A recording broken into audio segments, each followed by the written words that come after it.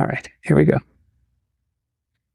Hi, everyone. Welcome to the blindguycomedy.com video blog. This is episode 1. For those of you who have no idea who I am, it's very nice to meet you. My name is J.R. Bjarnson, and in today's wonderful episode, I want to share with you the construction of making a joke out of spite and how unintentionally that joke can actually be quite hilarious. For me, when it comes to writing comedy humor, all the humor I tell on stage comes from truth. It's really hard for me to fabricate a story because the only thing I know is my life. And recently, I was having a conversation with a good friend of mine. This particular individual definitely has a problem with addicts, and to a certain degree, I don't know if they understand the meaning of what it means to be homeless. So every now and then, they talk about their disdain of people who are addicts, people who are addicted to drugs. And I usually just keep my mouth shut. I don't really talk back to this individual because I don't want to hurt their feelings as much as they might be hurting my feelings, because I'm a nice guy. It's kind of the downside. I honestly think I'm a people pleaser, but I'm building boundaries and, I'm getting better over time. So all my jokes, I've been performing stand-up comedy for 8 years, and all my jokes are just my story about growing up blind. All my humor is about being blind. I'm a blind stand-up comedian, right? So the other day, my friend was going off about the addicts and how they like to shoot up at this person's favorite Tim Hortons in Red Deer, Alberta. And I finally sat down with my thoughts and I came up with the premise of a joke. And I told that joke recently at an open mic, and to my shock, it got laughs.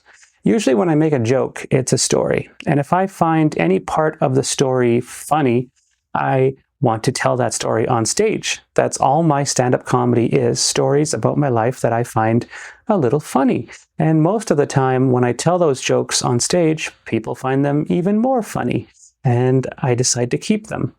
Well, this joke that I told recently got more laughs than I could ever expect. I think it was ha-ha funny, but I don't think it was ha-ha-ha extra funny, So you could imagine my surprise when I told this joke on stage. And the joke goes something like this. I have a friend of mine who doesn't like drug addicts or the homeless population.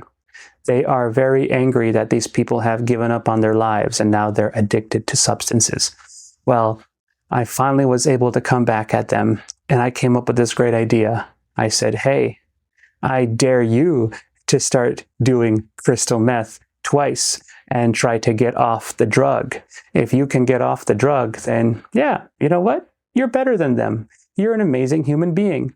But until we actually understand what the homeless population is going through, until we actually understand what it means to be a drug user, I don't think we should talk about how we hate drug addicts. I personally don't have a problem with drug addicts because they're not in my house. They're not a part of my immediate family. But I do know a thing or two about people that have suffered from alcoholism.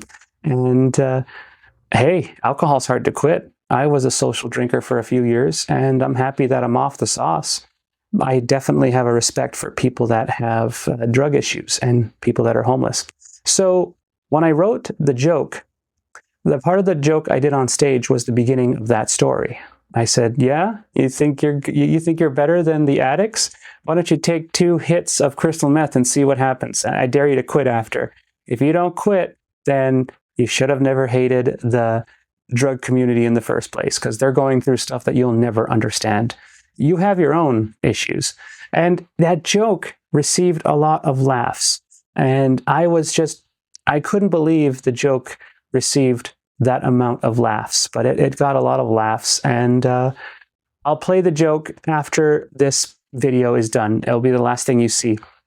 Before I play that, I just want to say If you have made it this far in this video, then clearly you're into it. So click that subscribe button, and I will try to make one of these episodes every now and then. And of course, disclaimer, if you're reading the blog over at blindguycomedy.com, just know that I use AI to write my blogs because I am terrible at writing blogs. So the video portion of this blog is real, but the description under the blog at blindguycomedy.com, the description under the video blog was created by AI.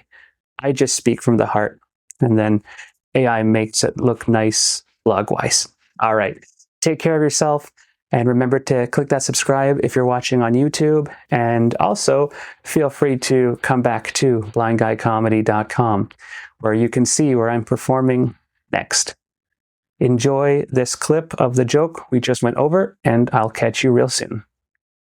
I have a friend of mine who complains about the Red Deer homeless population and the drug addicts a lot. I have no way to retaliate. And then it came to me when my ADHD medication was kicking in. And I realized I should tell my friend that, hey, I get it. You have a problem with addicts. They come into your favorite Tim Hortons, they do their addict thing in the bathroom, and you don't like watching them shoot up. But maybe we should have sympathy for the addicts, right? Like, if you think you're better than the addicts, do crystal meth twice and then try to quit, you know? I think that's the best way. We should not make fun of our addicts until we do like 3 bumps of coke and see if we can quit. You know? But